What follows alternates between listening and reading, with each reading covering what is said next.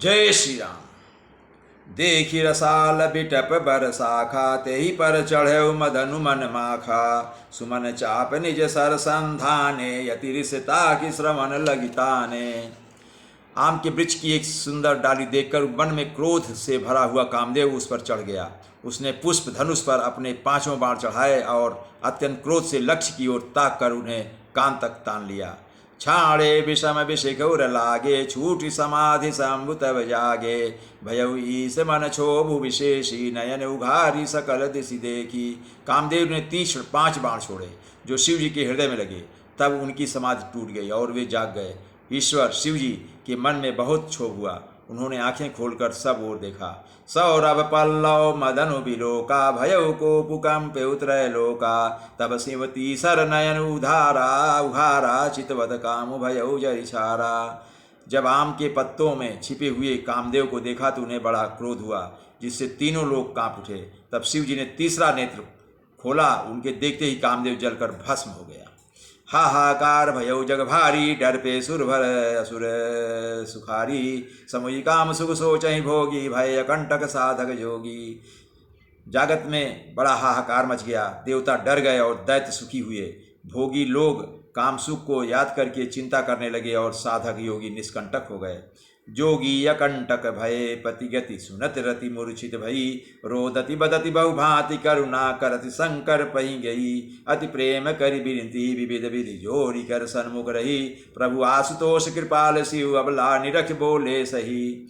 योगी निष्कंटक हो गए। कामदेव की स्त्री रति अपने पति की यह दशा सुनते ही मूर्छित हो गई। रोती चिल्लाती और भांति भांति से करुणा करती हुई वह शिव जी के पास गई। अत्यंत प्रेम के साथ अनेकों प्रकार से विनती करके हाथ जोड़कर सामने खड़ी हो गई। शीघ्र प्रसन्न होने वाले कृपालु शिव जी अबला और उस असहाय स्त्री को देखकर सुंदर उसको सांत्वना देने वाले वचन बोले। अब ते रति तव नाथ कर, होई नाम अनंगु। बिनु बपु व्यापी सबई पुनि, सुन निज मिलन प्रसंगु। हे रति, अब से तेरे स्वामी का नाम अनंग होगा। वह बिना ही शरीर के सबको व्यापेगा। अब तू अपने पति से मिलने की बात सुन। जब जदुवंश कृष्ण अवतारा, होई हरन महामहि भारा। कृष्ण तनय होई हई पति तोरा, बचनु अन्यथा होई न मोरा।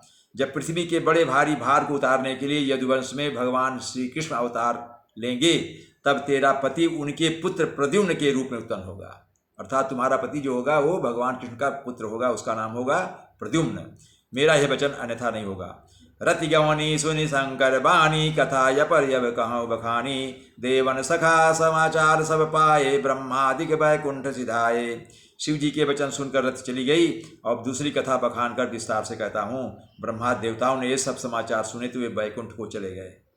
सब सुर विष्णु बिरंची समेता, गए जहाँ शिव कृपा निकेता। पृथक पृथक तिन कीन प्रशंसा, भय प्रसन्न चंद्र अवतंसा। फिर वहाँ से विष्णु और ब्रह्मा सहित सब देवता वहाँ गए जहाँ कृपा के धाम शिव जी थे। उन सब ने शिव जी की अलग अलग स्तुति की। तब शशिभूषण शिव जी प्रसन्न हो गए। बोले कृपा सिंधु विष केतु, कहु अमर आये कई हेतु। कहा विधि तुम्हें प्रभु अंतर्जामी, तदवि भगति बस बिनमो स्वामी। कृपा के समुद्र शिव जी बोले, हे देवताओं, कहिए आप किस लिए आए हो। ब्रह्मा जी ने कहा, हे प्रभु, आप अंतर्यामी हैं, फिर भी हे स्वामी, भक्तिवश मैं आपसे विनती करता हूँ।